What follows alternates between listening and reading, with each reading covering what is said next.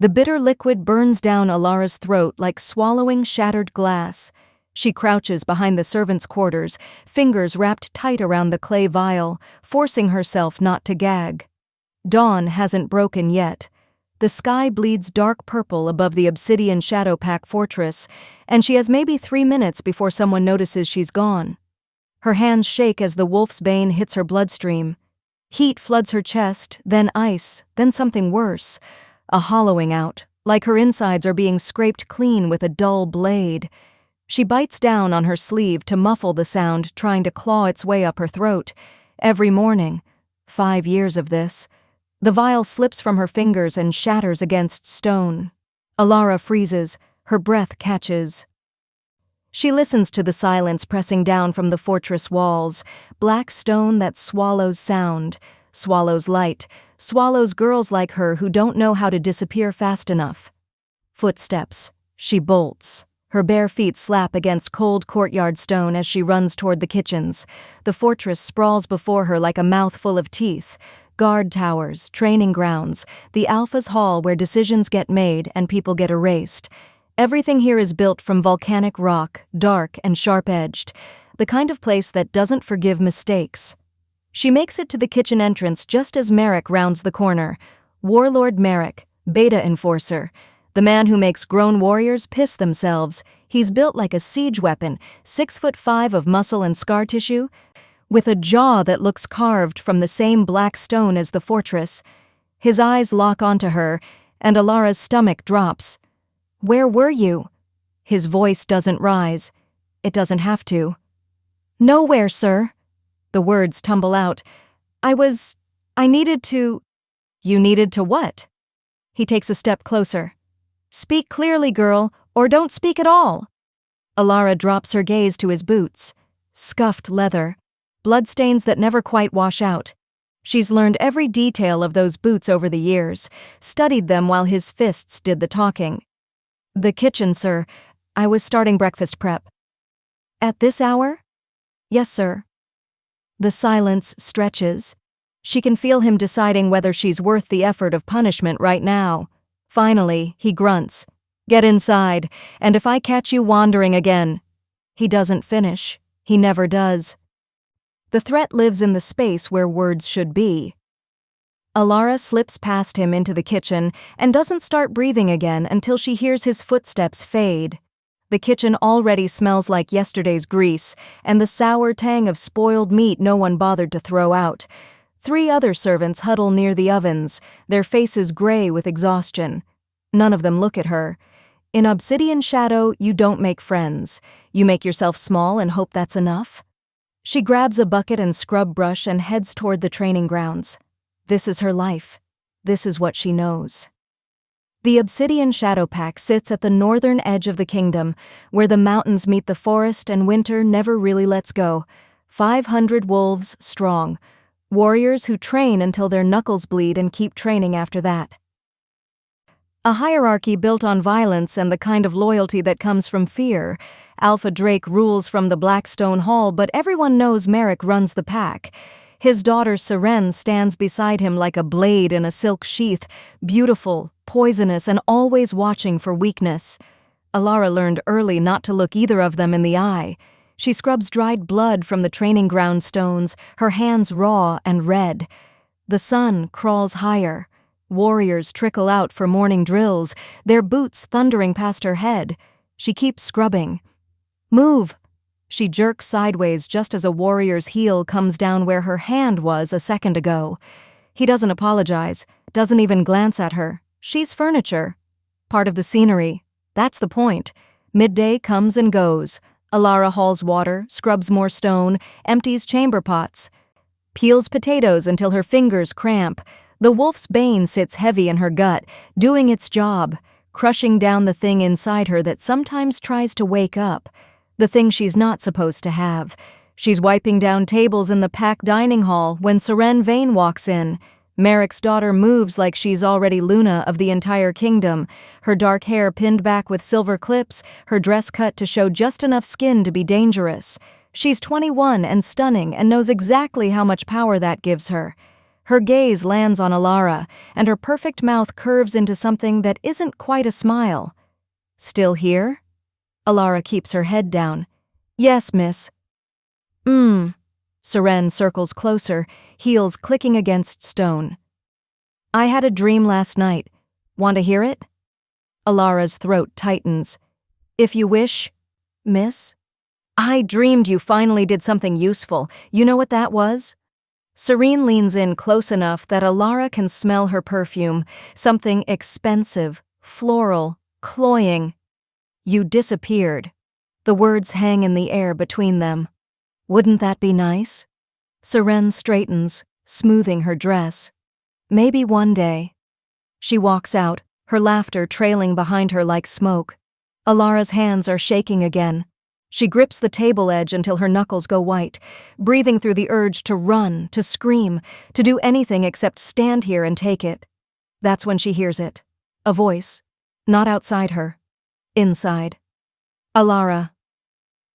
She goes perfectly still. It's been weeks since the voice last spoke.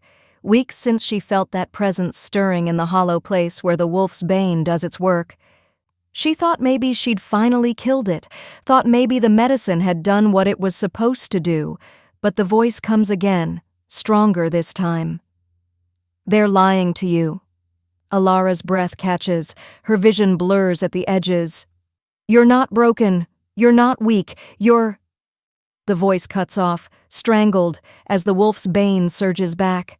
Pain spikes through her chest, sharp and sudden, and she has to grab the table to keep from falling. When it passes, the voice is gone, but the echo of it remains. That word, half-formed, hovering just out of reach. "You're—" What? What was it trying to say? Alara forces herself upright. Her hands are still shaking. Her chest feels like someone reached inside and twisted something vital, but underneath the pain, underneath the fear, there's something else now. A question she can't unask. What if the voice is right? Evening falls. The pack gathers in the dining hall for the evening meal. Alara serves food, keeping her eyes down, moving between tables like a ghost. The warriors are louder tonight, more aggressive. Something has them on edge. She's refilling water pitchers when Alpha Drake stands. The hall goes silent. Drake is older, his hair streaked with gray, his face carved into permanent hardness. He rules Obsidian Shadow with an iron fist and doesn't tolerate questions. When he speaks, people listen. "We've received word," he says, his voice carrying to every corner of the hall. "The Alpha King is conducting territory inspections. He'll be here in 2 days." The silence shatters into whispers. Alara's hands go numb. The pitcher slips, water splashing across the table. A warrior snarls at her, but she barely hears him. The Alpha King, here. Kalen Draven, the ruler of the Northern Territories. The wolf who conquered 3 packs before he turned 25 and united the region under his rule through sheer brutal force. He's a legend, a nightmare, a name that makes hardened warriors check the shadows, and he's coming here. "Inspection will be thorough," Drake continues. "Every wolf, every rank, every corner of this pack." His gaze sweeps the hall. "We will present ourselves with honor, with strength. Anyone who embarrasses this pack will answer to me." Merrick rises beside him. "That means everyone, warriors, servants, everyone shifts, everyone shows their wolf." Alara's vision tunnels. The hall seems to tilt. No, they can't make her shift. "They can't?" Seren's voice cuts through her panic, sugar-sweet and deadly. "Even the broken ones, Father?" Merrick's jaw tightens. "Especially them." The hall erupts into laughter. Alara stands frozen, the empty pitcher clutched in her hands, while dozens of eyes turn toward her. They all know what she is. The girl who can't shift. The useless one. The broken wolf. Drake's gaze finds her across the hall. 2 days, he says quietly. "Pray to the moon goddess you find your wolf by then." The hall returns to eating, to drinking, to the easy cruelty of wolves who know they belong. Alara doesn't move, can't move, because she knows what happens to wolves who can't shift when the Alpha King demands it. They don't survive the inspection.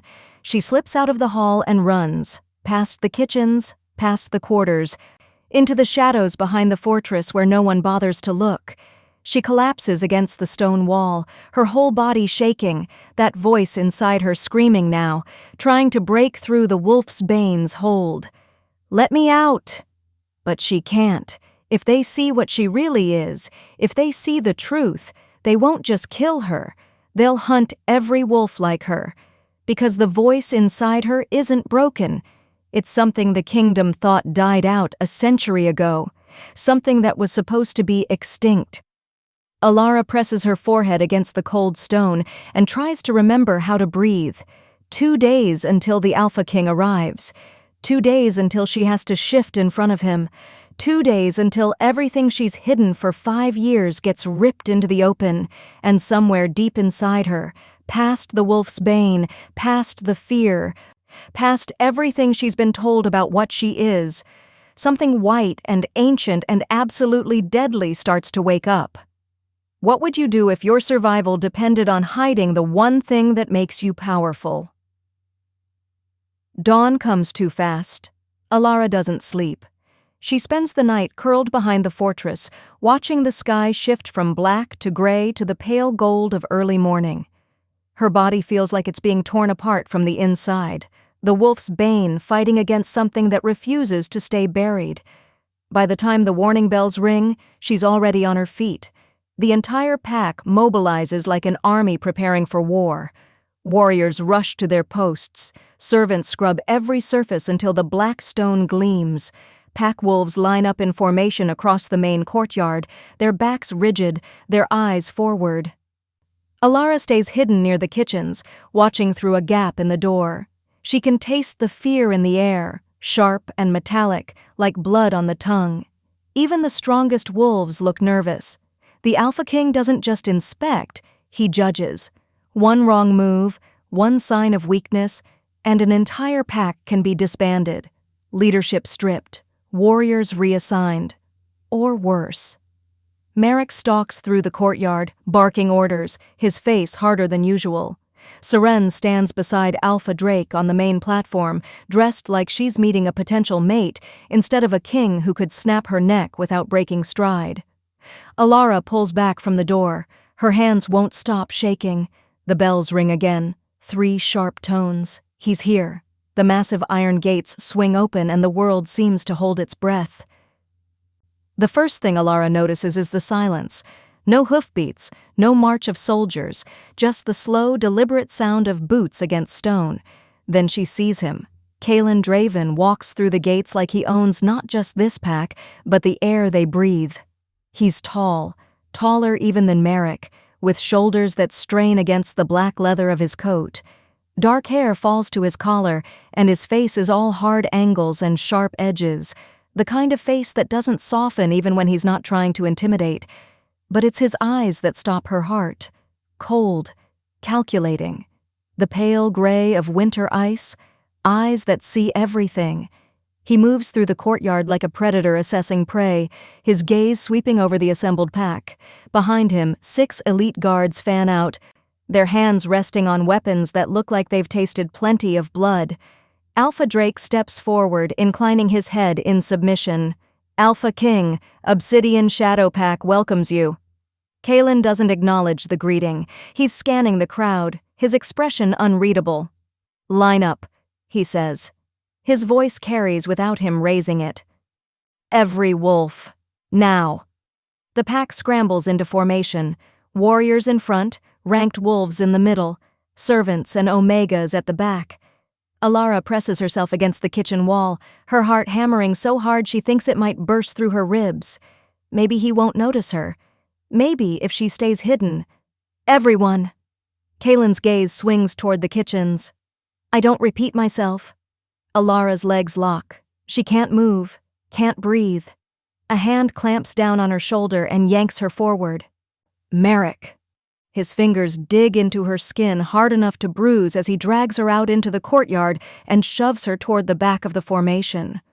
She stumbles, catches herself, and slowly raises her head. Kaelin is looking directly at her.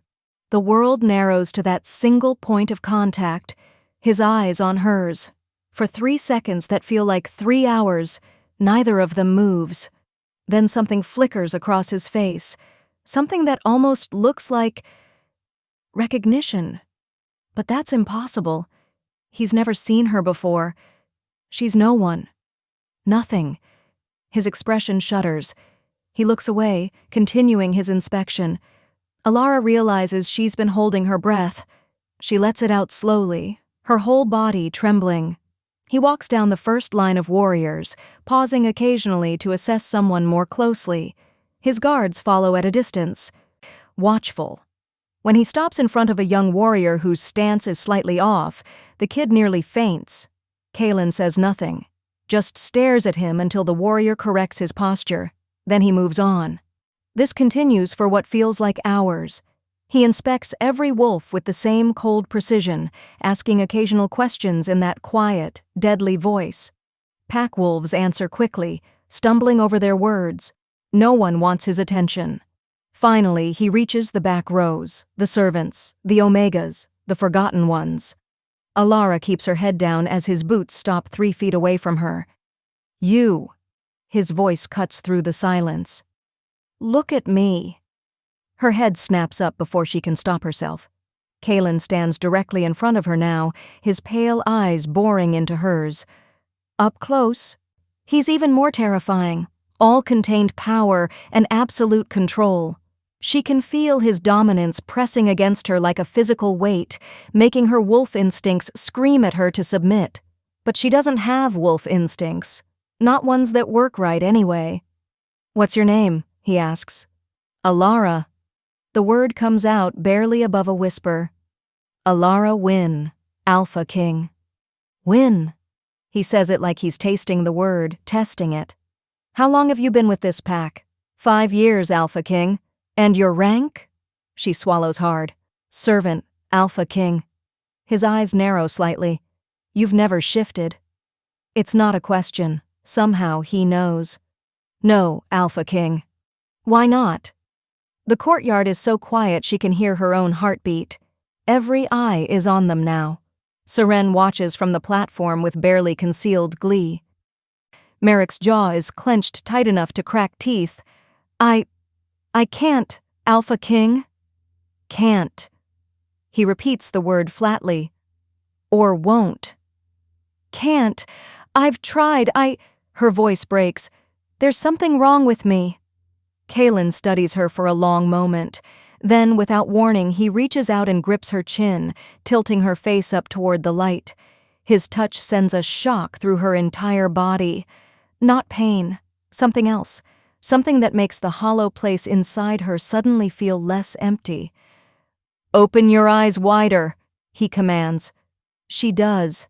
His gaze searches her face, and she has the terrifying sense that he's seeing past skin, past bone, into the parts of her she's spent 5 years trying to bury.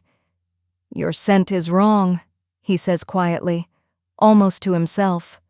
Muted, like something's blocking it. Alara's stomach drops. No one's ever noticed that before. No one's ever looked close enough. He releases her chin and steps back. You've been given suppressants. The courtyard erupts into whispers. Alara's mind races, trying to figure out how to respond, what to say that won't damn her further.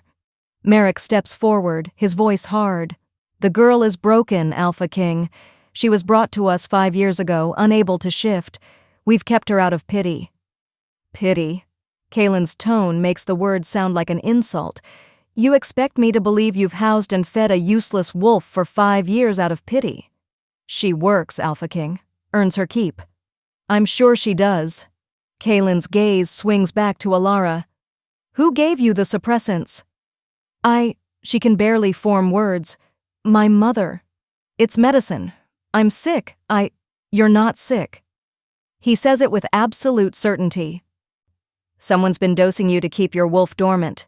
The question is why? The whispers grow louder. Alara's vision blurs at the edges. This can't be happening. He can't know.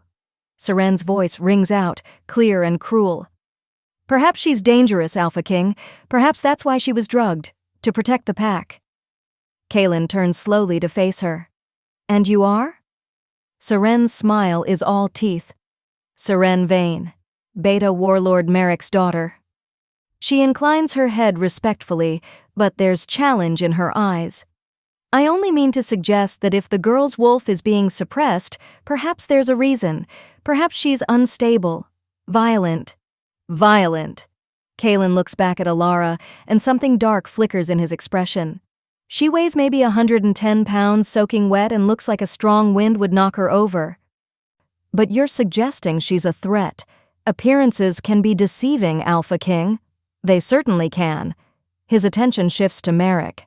You, Beta, you're responsible for this pack's wolves, which means you're responsible for her. So tell me, why would you suppress a wolf's nature? Merrick's face hardens. I had nothing to do with— Enough! The single word cracks across the courtyard like a whip. Every wolf flinches. Kaelin's dominance rolls out in a wave of pure alpha power that brings half the pack to their knees. Alara stays standing through sheer stubborn refusal to fall, even though her legs are shaking so badly she can barely hold herself upright. I'm done with lies, Kaelin says quietly. Done with excuses. This wolf— he gestures toward Alara— has been systematically drugged for years. Someone in this pack knows why, and they're going to tell me. Now. Silence. Then Seren laughs. It's a sharp, brittle sound. Or what, Alpha King? You'll execute the entire pack over one broken servant? If I have to. The air freezes. Even Seren's smile falters. Kaelin takes a step toward Alara. You're going to shift. Right now. Right here. Her heart stops. I can't— Yes, you can. The suppressants are wearing off. I can smell it on you. His eyes bore into hers. Whatever's inside you is trying to break free. So let it. Please. The word tears out of her. Please, Alpha King, That's an order. Merrick moves forward, his face twisted with something between rage and fear. Alpha King, she's not worth— Step back, Beta, or I'll make you. Merrick goes still. The threat hangs between them, heavy and absolute. Kaelin's gaze never leaves Alara's face. Shift. Now. Alara's entire body is shaking. The courtyard spins around her. Every eye is watching, waiting for her to fail, to prove once and for all that she's nothing. And deep inside, past the drugs, past the fear, past everything, something stirs. Something massive. Something that's been chained down for so long it's forgotten what freedom tastes like. Let me out. Alara closes her eyes. No, she whispers. Please, not here, not now. But Kaelin's voice cuts through her panic, cold and absolute. Shift. Now. That's an order from your king. And deep in the hollowed-out place where the wolf's bane has kept her wolf buried for 5 years, the chains begin to break. If someone forced you to reveal your deepest secret in front of your worst enemies, could you survive what comes next? Alara's knees hit stone. The courtyard tilts and blurs around her. She can hear voices, Merrick's snarl, Serene's sharp laughter, the murmur of pack wolves who've been waiting for this moment, waiting to watch her fail. But underneath all that noise, there's something else, a sound like ice cracking, like chains snapping, like a beast waking up after centuries of forced sleep.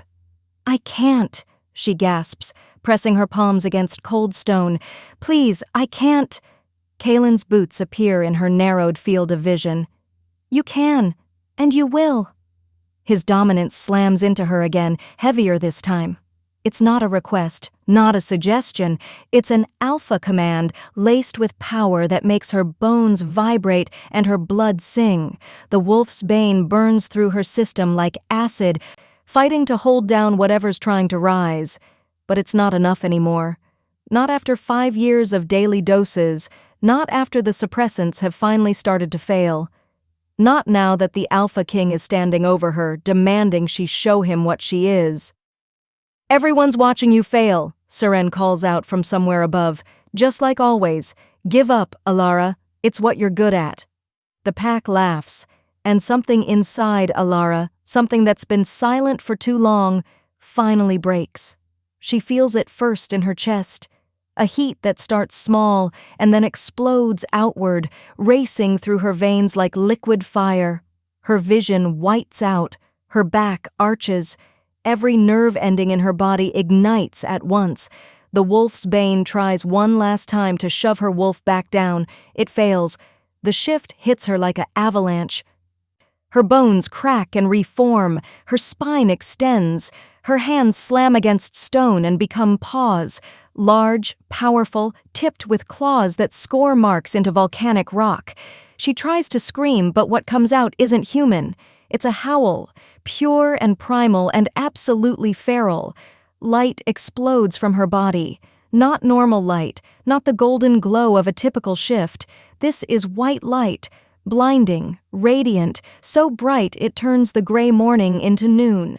It blasts outward in a wave that sends pack wolves stumbling backward, shielding their eyes. Alara's mind fractures. Human thought splinters and reforms into something older, something vast. She can feel her wolf surging forward, massive and angry and done with being buried. The shift completes in seconds. When the light fades, the courtyard is silent. Alara stands on 4 legs in the center of the formation, her sides heaving. She's huge, easily twice the size of a normal wolf, with paws that could crush a man's skull and shoulders that ripple with power she never knew she had. But it's her fur that makes the world stop breathing. Pure white, not gray-white or cream, not mixed with brown or black. White like fresh snow, like moonlight on water, like something pulled directly from legend. Every inch of her glows faintly, as if she's carved from starlight instead of flesh. A white wolf, the kind that's supposed to be extinct, the kind that stories are told about late at night when pack wolves want to scare their children. The kind that the moon goddess herself blessed, or cursed, depending on who you ask. For 5 heartbeats, no one moves. Then someone screams. A young warrior breaks formation and runs. Others follow. Within seconds, half the pack is backing away from her, their faces twisted in terror. "Moon goddess preserve us," someone whispers. "It's her, the white wolf. We're all going to die." Alara's wolf snarls, and the sound rolls across the courtyard like thunder. She doesn't understand what's happening, doesn't understand why they're afraid. She just knows that she's free for the first time in 5 years, and these wolves have been hurting her human half for too long. Her gaze swings toward Merrick. He's gone pale. His hand reaches for the blade at his belt, but he doesn't draw it. He's frozen, staring at her like she's death incarnate. "Impossible," he breathes. "You're supposed to be—" Alara's wolf lunges. She doesn't think about it, doesn't plan it. Her body just moves, covering the distance between them in 2 massive bounds. Her jaws snap closed an inch from his throat. Merrick falls backward, scrambling away from her. She could kill him, easily, tear his throat out and end 5 years of pain in 3 seconds. But something stops her. Not mercy, not human morality bleeding through. A voice, deep and commanding and absolutely unmovable. "Stand down, Kaelin." Alara's wolf whips around to face him. The Alpha King hasn't moved. He stands exactly where he was, his expression unreadable, while chaos erupts around him. His guards have weapons drawn, but he waves them back with one hand. He's staring at her, not with fear, not with disgust, with recognition. "I knew it," he says quietly, almost to himself. "I could smell it on you. Underneath the drugs, underneath the fear." "I knew something was wrong." Alara's wolf growls low in her throat. She doesn't know this male, doesn't trust him. He's the one who forced this, who made her reveal what she is. But when his gaze locks with hers, something shifts. Her wolf goes still. There's power in his eyes, not just alpha dominance, something older. Something that speaks to the ancient parts of her that remember what white wolves were created for. "You're not going to hurt anyone," Kaelin says. It's not a command, it's a statement of fact. Because you're not a monster. You're something they tried to destroy because they were afraid of what you represent. He takes a step closer. His guards tense, but he ignores them. "Do you know what you are?" he asks. Alara's wolf doesn't respond. Can't respond. She's still trying to process the fact that she exists, that she's real, that she's not broken. Kaelin stops 5 feet away. A white wolf, blessed by the moon goddess herself, the last of your kind. His voice drops, and someone went to great lengths to make sure you never found out. Behind them, Alpha Drake finally finds his voice. "Alpha King, we had no idea." Silence.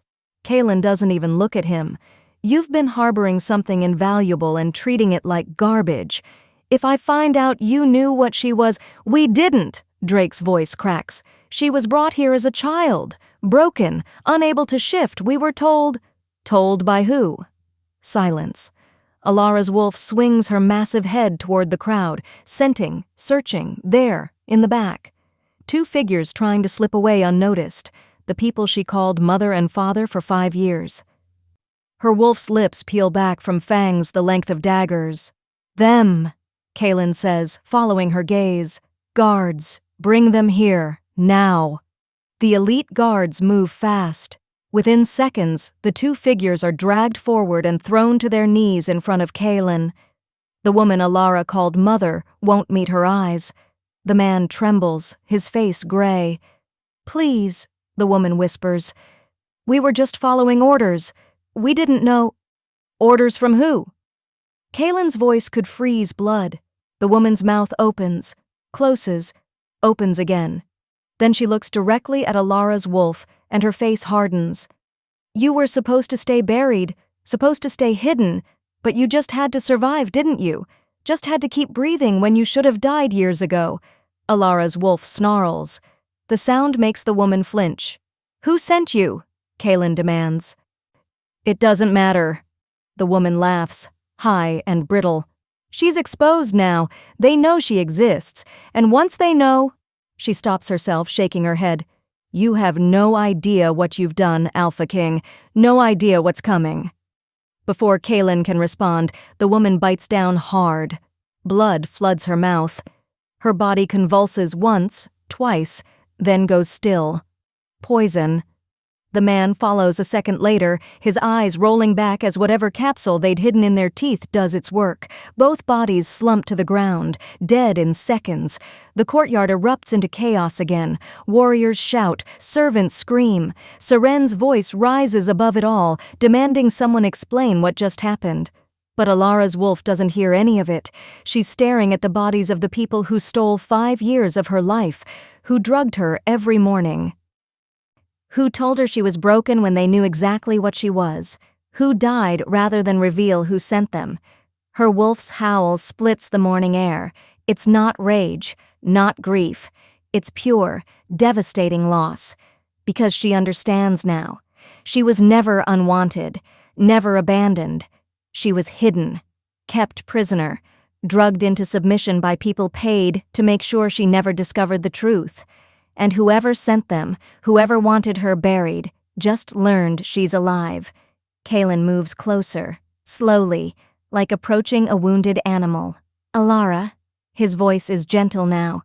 "Shift back, you're safe. I won't let anyone hurt you." Her wolf's eyes snap to him. Safe? Nothing about this is safe. She's exposed, vulnerable. Every enemy her bloodline ever made now knows she exists, but his gaze holds steady. "I give you my word as Alpha King. No one touches you, not while I'm breathing." For a long moment she doesn't move. Then, slowly, her wolf releases control. The shift back is agony. Bones cracking, reforming, shrinking, light flaring and dying.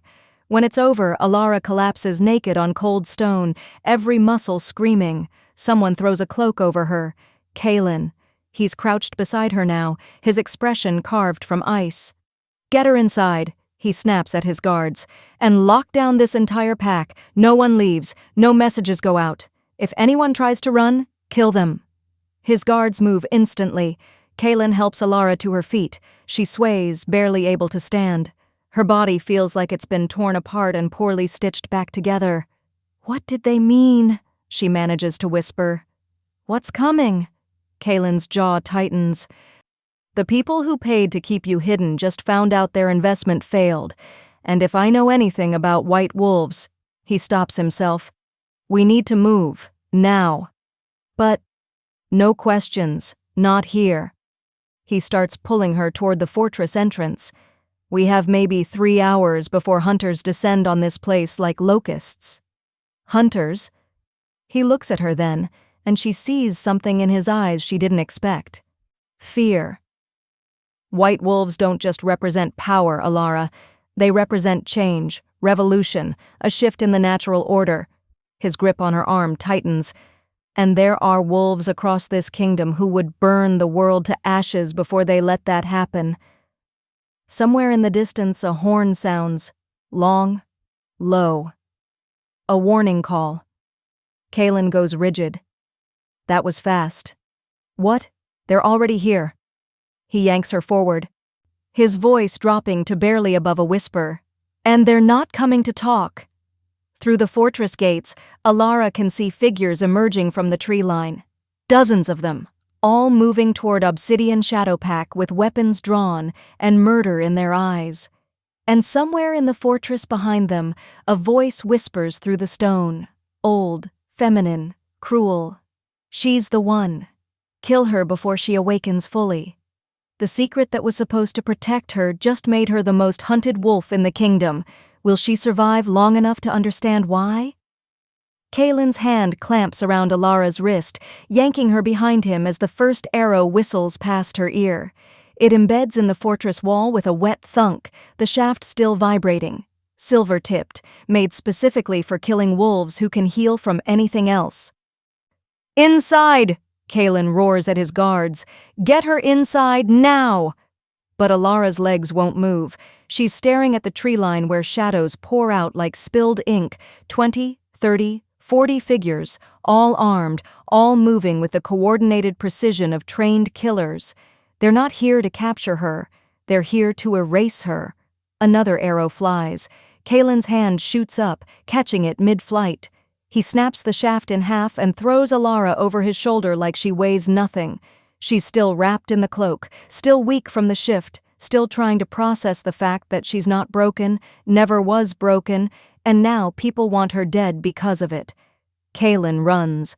His guards form a tight circle around them, shields raised as more arrows rain down. One guard drops, a silver tip through his throat. He's dead before he hits stone. They make it through the fortress entrance just as the first wave of attackers hits the gates. Kaylin sets Alara down in the main hall and immediately starts barking orders. Bar the doors. Get warriors to every entrance. I want archers on the walls in 30 seconds or I'll gut someone myself. Obsidian Shadowpack scrambles to obey. Warriors grab weapons. Servants flee toward the lower levels. Alpha Drake appears, his face ashen, already shouting for his beta. But Merrick is nowhere to be seen. Neither is Seren. Kaylin notices. His jaw tightens. Find them, now. If they try to run, you have permission to break their legs. 2 guards peel off, disappearing into the fortress depths. Alara's still on her knees, the cloak clutched around her, her mind spinning. She can hear the sounds of battle outside, snarls, screams, the clash of metal on metal. People are dying. Because of her. Kaylin crouches beside her, his pale eyes boring into hers. Listen to me. Listen carefully. You need to understand what you are before they breach these walls. I don't. White wolves are not just rare, Alara. They're royal. Ancient bloodline descended directly from the first wolves the moon goddess created. His voice is low, urgent. Your ancestors ruled the entire Northern Territories 300 years ago, unified every pack under one banner through sheer power and divine right. Alara's vision blurs. That's impossible. I'm nobody. You're the last living heir to the Thornwood line. The name hits her like a physical blow. Thornwood. She's heard it whispered in stories, in legends told late at night when pack wolves think no one's listening. The dynasty that fell, the royals who were slaughtered in a single night of blood and betrayal. They're all dead, she whispers. Everyone knows that. The entire bloodline was wiped out. Almost everyone. Kaylin's grip on her shoulders tightens. Your mother survived. Barely. She was pregnant when they came for her. She ran, gave birth in hiding, and spent the last of her strength making sure you disappeared. Alara's chest feels like it's caving in. How do you know this? Because I've been looking for you for 5 years. His expression is carved from granite. Your mother got a message out before she died. She told trusted allies there was one survivor, one heir, hidden somewhere in the northern packs. Why didn't you find me sooner? Because someone made damn sure you were impossible to find. He releases her and stands, pacing. The wolf's bane didn't just suppress your shift. It muted your scent, masked your bloodline markers. You could have stood right in front of me and I wouldn't have known what you were. Outside, something explodes. The fortress walls shudder. Kaylin swears viciously. They're using siege equipment. They came prepared. Why? Alara's voice cracks. Why does everyone want me dead? What did I do? You exist. He turns back to her, and there's something almost apologetic in his eyes. White wolves represent change, revolution. The old families who divided up Thornwood territory after your line fell, they've spent 3 centuries consolidating power, fighting each other for scraps. If a Thornwood heir resurfaces and claims their birthright, all of that collapses. I don't want any birthright. I just want... It doesn't matter what you want. His voice is brutal in its honesty. The moment you shifted, every wolf in a 100-mile radius felt it. Ancient power like that can't be hidden. And the families who killed your ancestors to take what was theirs, they felt it too. Alara's hands are shaking so badly she can barely hold the cloak closed. So what happens now? They kill me and problem solved? They try. Kaylin's smile is cold and sharp. But they have to get through me first. Before she can respond, the guards return, dragging 2 struggling figures between them. Merrick and Seren. They throw them down in front of Kaylin. Merrick's face is purple with rage. Serene's dress is torn, her perfect hair disheveled. We found them in the lower tunnels, one guard reports. Trying to escape through the old mining shafts. Kaylin looks down at them with an expression that could freeze fire. Running. How predictable. You have no right, Merrick starts. Kaylin's boot connects with his jaw. The crack echoes through the hall. Merrick spits blood and teeth. I have every right. Kaylin's voice drops to barely above a whisper.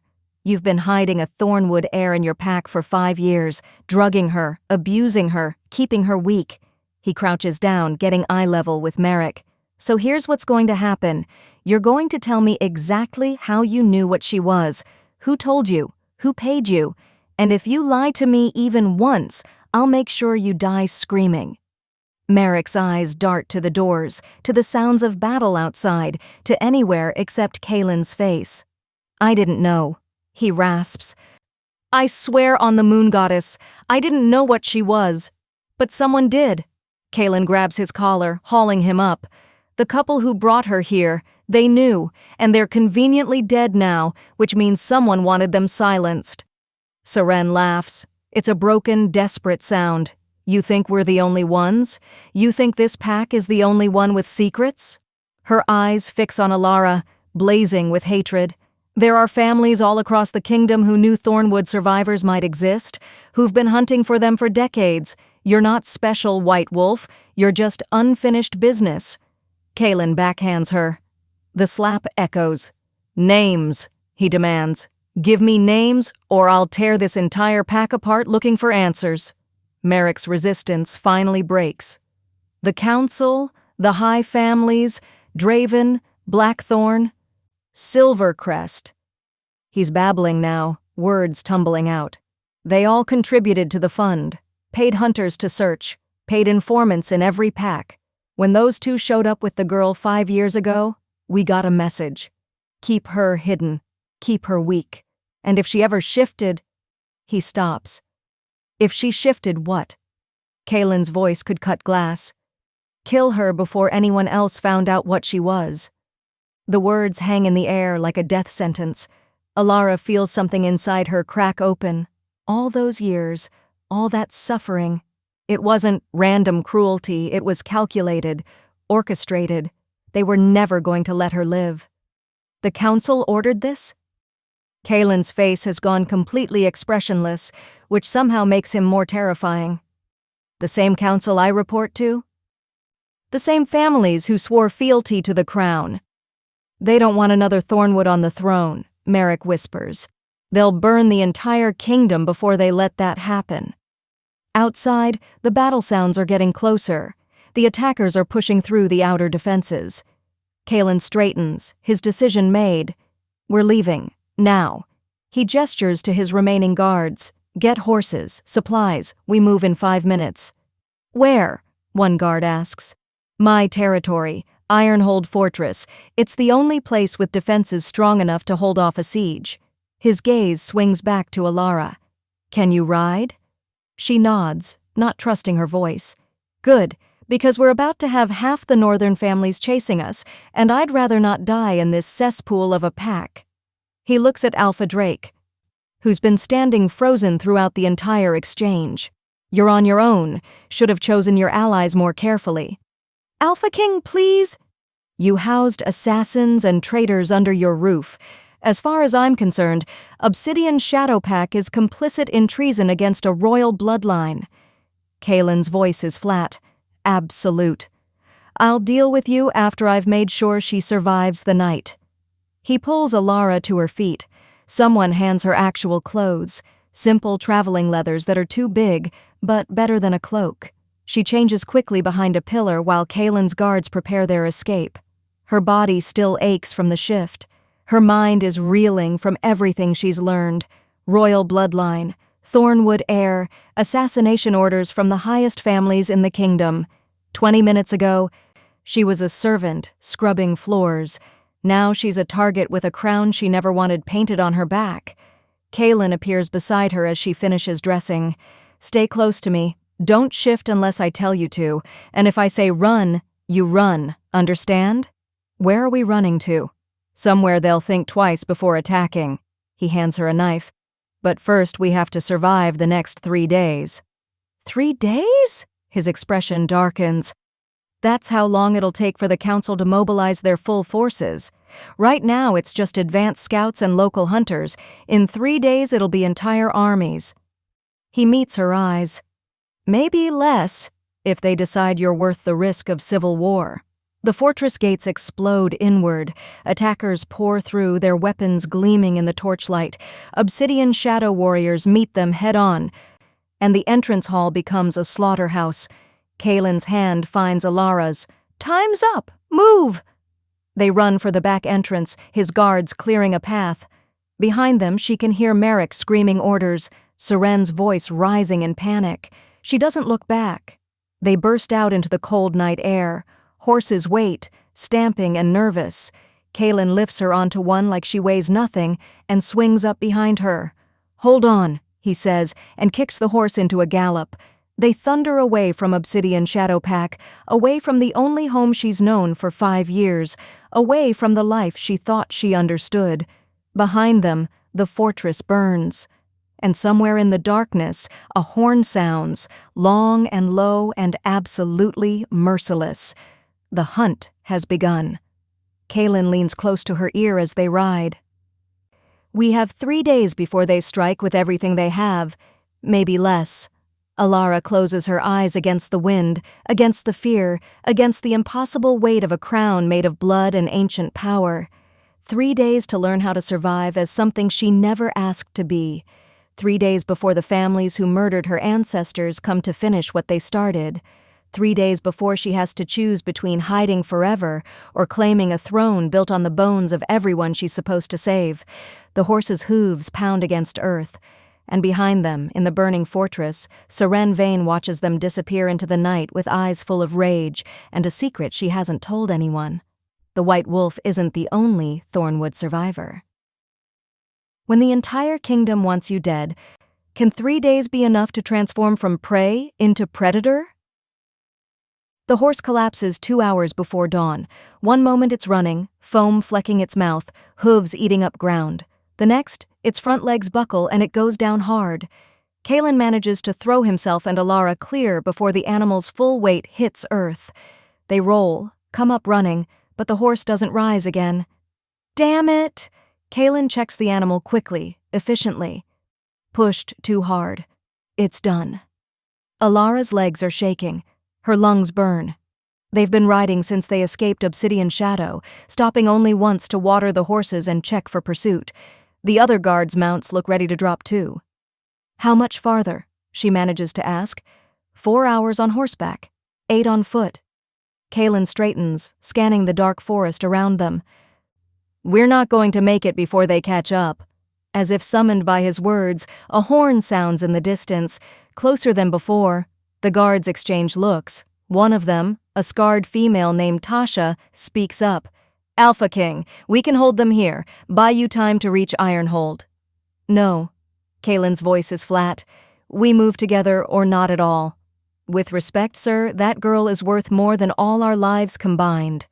Tasha's gaze flicks to Alara. If she dies, the Thornwood line dies with her. We can't let that happen. Alara wants to argue, wants to say she's not worth anyone's death, but the words stick in her throat. Because Tasha's right, she knows it. They all know it. Kalen's jaw works. Finally, he nods once. 2 of you stay. Slow them down. The rest of us keep moving. Tasha and another guard, a massive male named Garrett, step forward without hesitation. It's been an honor, Alpha King, Tasha says quietly. Kalen grips her shoulder. Make them bleed for every inch. Then he's pulling Alara forward again, moving at a punishing pace through trees that seem to claw at their clothes. The remaining 3 guards form a protective triangle around them. They've been running for maybe 10 minutes when the sounds start behind them. Snarls, screams, the wet crunch of bone breaking, Tasha and Garrett buying time with their lives. Alara's stomach twists. They're dying because of me. They're dying because they chose to. Kalen doesn't slow down. Honor their choice by staying alive. The forest thins. Dawn light starts filtering through the canopy, turning everything gray and ghostly. Alara's muscles are screaming, but she forces herself to keep pace. She's not weak anymore, not the broken servant who couldn't fight back. She's a Thornwood, whatever that means. They break through the tree line and there it is, Ironhold Fortress. It rises from the mountainside like something carved by giants. Black stone and iron gates, walls 30 feet high, towers that pierce the early morning sky. It's built for war. Built to withstand sieges that could last months. Built by an Alpha King who knows what it means to have enemies. Almost there, Kalen says, and Alara hears the relief in his voice. That's when the arrow takes down the guard on their left. He goes down without a sound, shaft through his spine, dead before he hits ground. Run! Kalen roars. They sprint for the gates. More arrows fly. The remaining 2 guards position themselves as shields, their bodies between the arrows and their targets. One takes a hit to the shoulder, keeps running. The other isn't so lucky. Arrow through the throat. He drops. Alara's vision tunnels to the gates ahead. 100 yards, 75, 50. Figures appear from the rocks to their right. Assassins, moving within human speed, cutting off their escape route. Kalen shifts mid-stride. His clothes shred as massive black wolf explodes from human skin. He's enormous, easily as large as Alara's white wolf, with fur like midnight and eyes that glow amber in the dawn light. He hits the first assassin like a battering ram. Blood sprays. Keep going! The last guard shouts at Alara, shoving her forward. She runs. Her body is beyond exhaustion. Operating on pure adrenaline now. Behind her, she can hear Kalen's wolf ripping through enemies, but there are too many. They just keep coming. The gates are 30 yards away when something slams into her from the side. She goes down hard, all the air knocked from her lungs. Claws rake across her shoulder, shredding leather and skin. Pain explodes white-hot. Her attacker is a wolf, gray and battle-scarred, with jaws that could crush her skull. Alara's own wolf surges forward, demanding release. No, if she shifts, she'll be vulnerable during the change. She'll die. But if she doesn't shift, she'll die anyway. The gray wolf lunges for her throat. Alara lets go. The shift takes her in a heartbeat, faster than last time, smoother. White light explodes. Power floods her limbs. Her wolf erupts from human flesh with a roar that shakes the ground. The gray wolf freezes, eyes going wide with recognition and terror. Then Alara's wolf is on him. She's massive, powerful, driven by rage and fear and the memory of 5 years spent broken. Her jaws close around his throat and she doesn't let go until she feels bone snap. The gray wolf goes limp. She drops the body and spins, looking for the next threat. What she finds instead is silence. Every wolf within 50 yards has stopped moving. They're all staring at her, at the white wolf standing over a corpse, her fur glowing faintly in the dawn light, her eyes burning with ancient power. One of them takes a step back, then another. Then they all turn and run. Just like that, the attack breaks. The assassins scatter into the forest, abandoning their mission, abandoning their dead. Because legends don't just walk out of stories, they kill you. Alara's wolf stands trembling, her sides heaving.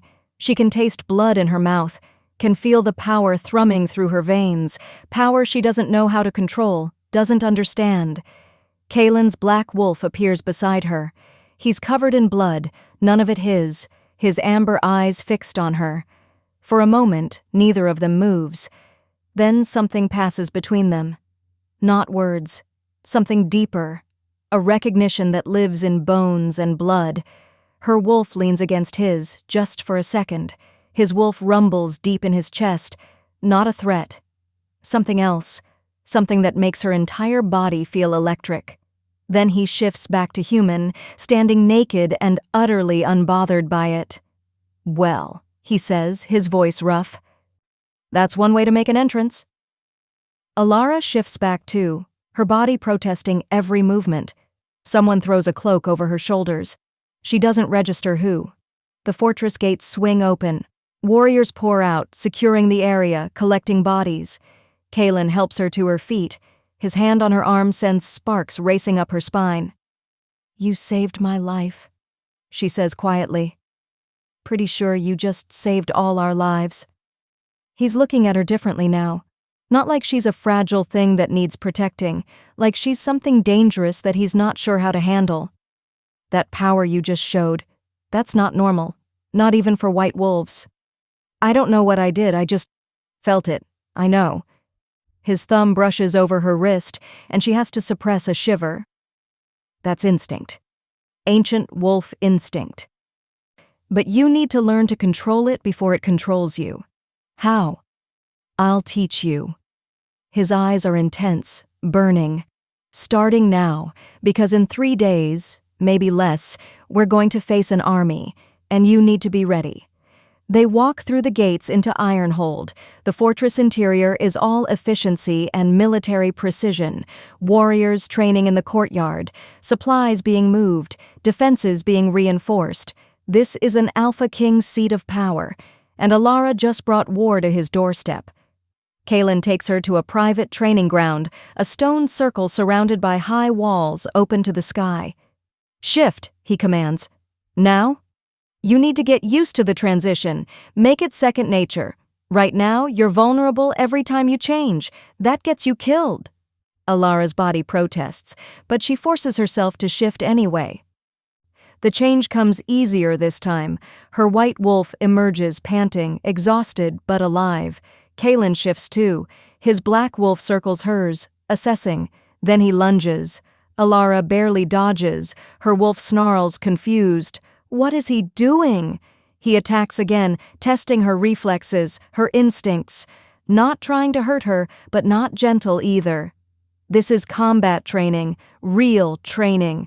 For the next 2 hours, he pushes her, makes her shift repeatedly until she can do it in 3 seconds.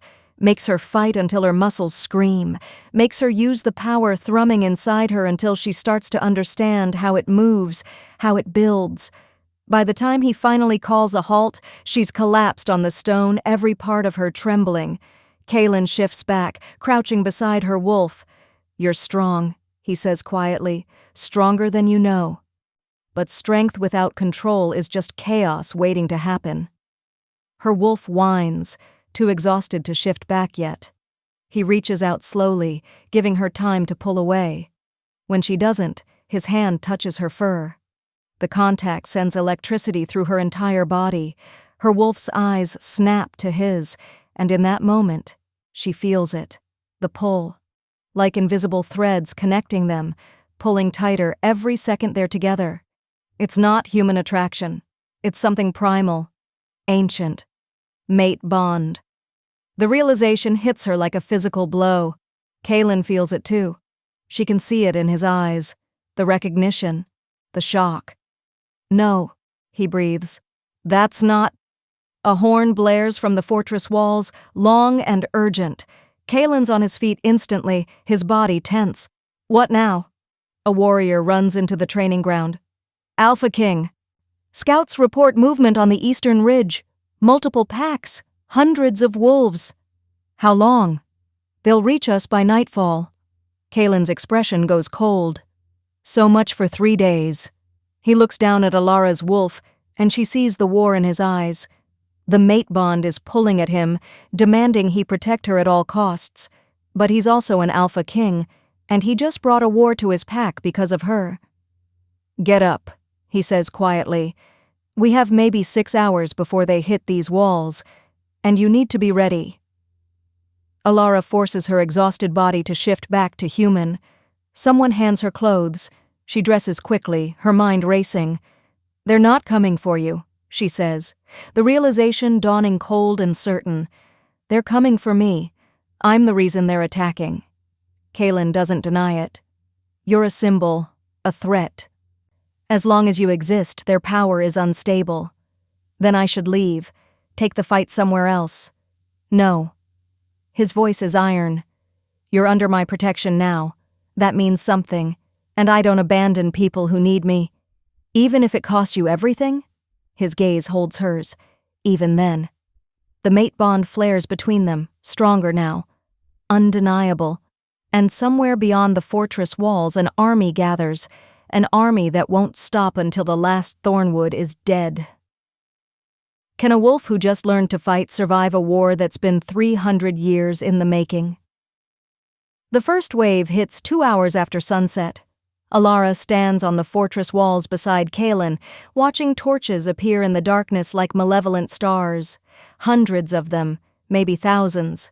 The entire northern region has mobilized against them. "Last chance to run," Kaylin says quietly. He's in full armor now, black plate that makes him look like death incarnate. "Where would I go?" Alara's voice is steadier than she feels. "They'll hunt me forever." "Probably." He doesn't sugarcoat it. "But you'd be alive." "I'm tired of just surviving." She meets his eyes. "My ancestors ruled these territories, built unity from chaos. Maybe it's time someone remembered what that means." Something fierce flashes across his face. Pride, maybe, or something deeper. The mate bond has been burning between them all day. Neither of them has acknowledged it out loud, but it's there, constant, demanding. "When this is over," he starts. "Don't," she cuts him off. "Let's survive first, talk after." He nods once. Then the horns sound and the time for talking is over. The army surges forward like a dark tide.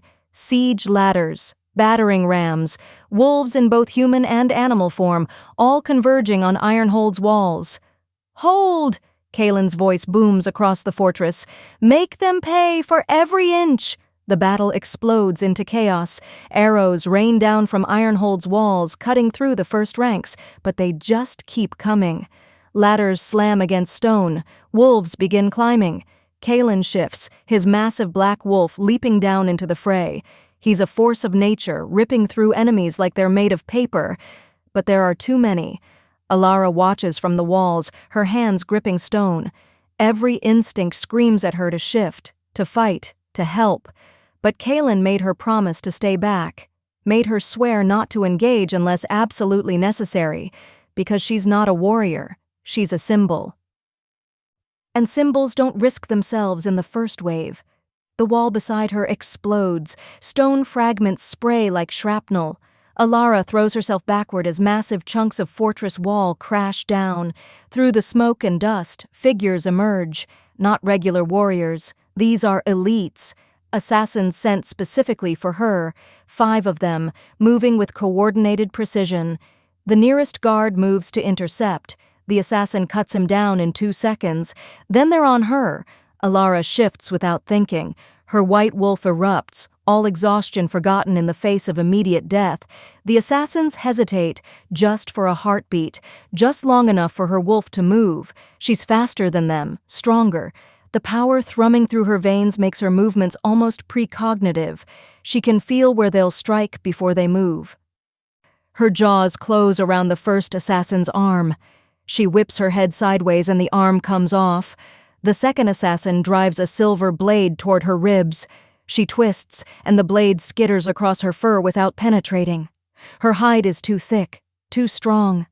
Ancient power made manifest. She kills the second assassin with a swipe of claws that opens his chest to the spine. The remaining 3 back away, eyes wide. Then one of them smiles. "Worth it," he says, and detonates. The explosion throws Alara's wolf backward, heat and force and silver shrapnel tearing through the air. She slams into the wall hard enough to crack stone. Pain. Everywhere. Her wolf whimpers, trying to rise, but her legs won't work right. Through blurred vision, she sees the other 2 assassins approaching. They're not smiling anymore. Just determined. This is it. They're going to finish her. Then a black wolf lands between them like a meteor strike. Kalen. He doesn't hesitate, doesn't waste time with dominance displays. He just kills them. Fast and brutal and absolutely merciless. When the last assassin falls, he shifts back to human, his face twisted with rage and fear. "I told you to stay back." He's cradling her wolf's head, his hands checking for injuries. "Damn it, Alara, you could have died." Her wolf whines. She can feel blood matting her fur, can feel the silver poisoning working through her system. "Shift back," he commands. "Now, I need to see how bad it is." She tries. The shift won't come. The silver is interfering, blocking her control. Panic floods through her. She's trapped, stuck in wolf form while poison burns through her veins. Kalen's hand presses against her chest, right over her heart. "Listen to me. Focus on my voice. You're stronger than silver, stronger than poison. You're a thornwood. This doesn't get to kill you." His other hand moves to the back of her neck, holding her steady. And the mate bond flares. Not gently, not subtle. It hits like lightning, surging through both of them, connecting them on a level that transcends flesh and bone. Alara's wolf's eyes go wide. So do Kalen's. "Oh," he breathes. "Oh, that's—" The bond snaps into place fully, completely. A connection so deep it feels like they've been sharing the same soul their entire lives, and just now realized it. "Mine!" His wolf snarls through his human throat. "You're mine! You've always been mine!" And somehow that's what breaks through the silver's hold. Alara shifts back to human, gasping, bleeding, but alive. Kalen pulls her against his chest, his arms iron bands around her. "Don't ever do that again," he growls into her hair. "Don't ever make me think I'm going to lose you." "I'm okay," she manages. You're my mate." He pulls back just enough to look at her. "Do you understand what that means?" She's bleeding on him. The battle is raging 50 feet away, and he's asking her about mate bonds. "It means if you die, part of me dies." His eyes are burning. "It means I will burn this entire kingdom to ash before I let them take you from me." Alara's breath catches. The bond is singing between them now, demanding completion, demanding they acknowledge what they both feel. "Kalen?" He kisses her, hard and desperate and absolutely claiming. When he pulls back, they're both shaking. "After," he says roughly. "We finish this first, but after, Alara Thornwood, you and I are having a very long conversation." She nods, unable to speak. Then he's on his feet, pulling her up with him. "Can you fight?" She takes stock. The silver burns are healing faster than they should. The mate bond is feeding her strength, sharing Kaylin's power. Yes. Good. He shifts back to Wolf. Because we're about to end this. Alara shifts too. Her white wolf stands beside his black, and together they leap back into the battle. And everything changes. Before, the attackers were fighting for duty, for orders, for the promise of reward. Now they're fighting against a mated pair of alpha wolves whose combined power makes the ground tremble. Alara's wolf fights like something unleashed from myth. Every movement is fluid grace and devastating power. Kaylin fights beside her, perfectly synchronized, like they've been battle partners their entire lives. The mate bond makes them unstoppable. When enemies get too close to her, Kaylin's there. When he's overwhelmed, she covers his back. They move like one entity with two bodies, reading each other's intentions before they form. The turning point comes when a rival alpha, a massive brown wolf with scars covering his hide, makes it onto the walls. He's heading for the fortress interior, for the civilians sheltering below. Alara's wolf cuts him off. They collide in a clash of fur and fang. He's bigger, more experienced. But she's Thornwood, and Thornwood doesn't lose. She tears his throat out and throws his body from the walls. The message is clear: this far, no further. The enemy army wavers. Wolves start falling back. Then someone shouts, "The High families are pulling out! Retreat! Retreat!" The attackers break. Within minutes, the organized assault becomes a rout. Wolves flee into the darkness, abandoning their siege equipment, abandoning their wounded, fleeing from the white wolf who just proved legends are real. The battle is over. Alara shifts back, standing on the wall beside Kaylin's black wolf. She's covered in blood. Hers, theirs. It doesn't matter. She's alive. They won. Kaylin shifts back and pulls her against him again. "It's done," he says into her hair. "You're safe. For now." She's shaking with exhaustion and adrenaline. "They'll come back. They always come back. Let them." His voice is steel. "Next time, they'll face the Alpha King and his mate, and I promise you, Alara, they will regret it. Mate." He said it out loud. The word settles between them, heavy and real and absolutely permanent. "I don't know how to be anyone's mate," she admits quietly. "I barely know how to be myself." "We'll figure it out." He tilts her face up to his. "Together, because you're not alone anymore. You're never going to be alone again." The mate bond pulses, warm and certain. For the first time in 5 years, Alara lets herself believe it might be true. The sun rises over Ironhold, painting the blood-stained fortress in gold and pink. Warriors tend the wounded. Engineers assess damage. Life continues. Alara and Kaylin stand on the walls, watching the dawn. "What happens now?" she asks. "Now?" Kaylin's arm tightens around her waist. "Now we send a message to every High family in the Northern Territories. The Thornwood line isn't extinct, and it's under the protection of the Alpha King. That'll start a war. It already started." He turns to face her fully, his pale eyes serious. 300 years ago, your family unified these territories through strength and divine right. The families who tore that apart have been fighting over the scraps ever since. You represent the end of their power, the end of the chaos they profit from." Alara looks out over the landscape beyond the fortress walls. Somewhere out there, councils are meeting. Families are plotting. Assassins are being hired. "I don't want a crown," she says quietly. "I know." Kaylin's hand cups her face. "But sometimes what we want and what we're meant to do aren't the same thing." She leans into his touch, letting the mate bond ground her. "I don't know how to rule. I don't know how to be what they need. You know how to survive, how to endure, how to stand up when everything in you says to stay down." His thumb brushes across her cheekbone. "That's what makes a true leader, not birthright, not divine blessing, the willingness to keep fighting when it would be easier to quit. You make it sound simple. It's not." He's honest with her, always honest.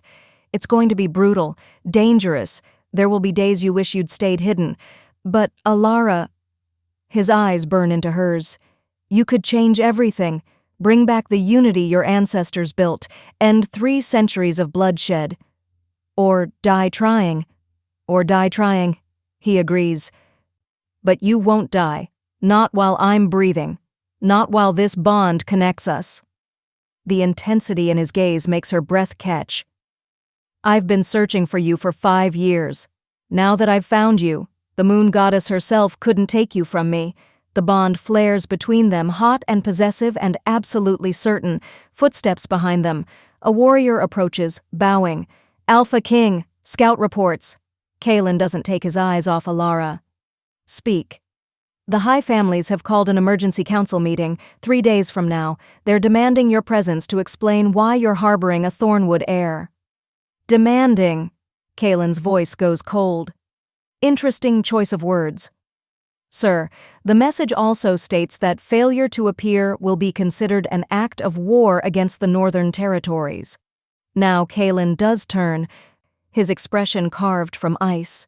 Tell them I'll attend, and I'm bringing the Thornwood heir with me. The warrior's eyes widen. Sir, that's suicide? Alara finishes, walking into a room full of people who want me dead? Calculated risk, Kalen corrects. The High families can't openly attack you at a council meeting without breaking every law and tradition that holds the territories together. They'll try to discredit you instead. Question your bloodline, demand proof. And if I can't prove it? You won't need to. He finally releases her, stepping back. Your wolf did that for you. Every alpha in a 100-mile radius felt your power when you shifted. They know what you are. The council meeting isn't about proof. It's about deciding what to do with you. Alara's stomach twists. So, I'm on trial. Essentially. He gestures for the warrior to leave, then turns back to her. But you won't face it alone. I'll be beside you. And as Alpha King, my word carries weight. If I declare you legitimate, support your claim, most families will fall in line. Most. Some will resist. Some will fight. That's politics. His jaw tightens. But they'll do it through legal channels, challenges, tests, things we can prepare for. And the ones who don't use legal channels? Those I'll kill personally. The casual way he says it should be terrifying. Instead, Alara feels oddly comforted. 3 days, she says, to prepare to face the people who murdered my family. 3 days to show them why that was a mistake. Kalen's hand finds hers, their fingers intertwining. You're not a servant anymore, Alara. Not a victim. You're the last Thornwood, and I'm going to make sure everyone remembers what that means. The sun climbs higher. The fortress below them slowly comes back to life. Warriors clean weapons, healers tend wounded, engineers begin repairs. Life continues because it has to. Alara watches it all, her hand tight in Kalen's, the mate bond pulsing steady and strong between them. 300 years ago, her ancestors ruled these lands, built peace from war, created unity from chaos. Then they were slaughtered in a single night, and everything they built collapsed. But one survived, hidden, drugged, kept weak and small and silent, until an Alpha King forced her to shift in front of her enemies, until the chains broke and the white wolf emerged, until a girl who thought she was broken discovered she was anything but. Alara takes a deep breath and straightens her shoulders. 3 days until the council meeting. 3 days until she walks into a room full of wolves who want her dead and claims the birthright they stole from her bloodline.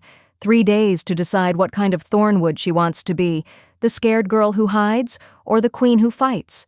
Kalen's hand squeezes hers, and she knows he's thinking the same thing. We should get you cleaned up, he says quietly, and fed, and rested. You've been through hell and you need to recover. I need to train. Her voice is firm. If I'm walking into that council meeting, I need to be ready, need to know how to control this power.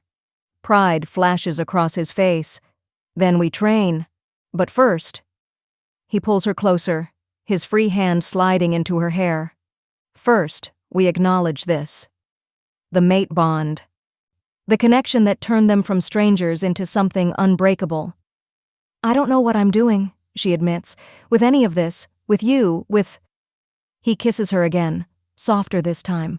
A promise instead of a claim. When he pulls back, his eyes are warm. Neither do I. We'll figure it out together. One day at a time. One day at a time, she echoes. Behind them, a horn sounds, not a warning this time. A call to assembly. Kaelin releases her reluctantly. Duty calls, but tonight? His gaze holds hers. Tonight, we talk. About everything. No more secrets. No more hiding. No more hiding, she agrees. He shifts and leaps from the wall, his black wolf landing gracefully in the courtyard below. Warriors immediately surround him, awaiting orders. Alara stays on the wall a moment longer, watching. 3 days until the council meeting. 3 days until she faces the families who destroyed her bloodline. 3 days until the kingdom discovers what happens when you try to bury a thornwood and she refuses to stay dead. She shifts. Her white wolf stands proud on the fortress wall, glowing faintly in the morning light. Below, wolves stop and stare, some in fear, some in awe, all in recognition. The white wolf of Thornwood has returned, and the kingdom will never be the same. Alara's wolf throws back her head and howls. The sound carries across the mountains, across the forests, all the way to the high families who thought they'd won 3 centuries ago. A declaration of war, a promise of justice, a warning that legends don't die, they just wait for the right moment to rise again. The girl who was forced to hide has finally claimed her power. Now the real battle begins. Will she survive long enough to reclaim her throne, or will the families who destroyed her bloodline finish what they started? Subscribe and turn on notifications so you don't miss the next chapter of Alara's journey from broken servant to rightful queen. Drop a comment below. What would you do if you discovered you were the last heir to a murdered royal family? Your thoughts might inspire someone else facing their own impossible choice. This is more than just a story. It's a reminder that the things meant to break us can become the very foundations of our strength. Share this story with someone who needs to remember they're stronger than they know.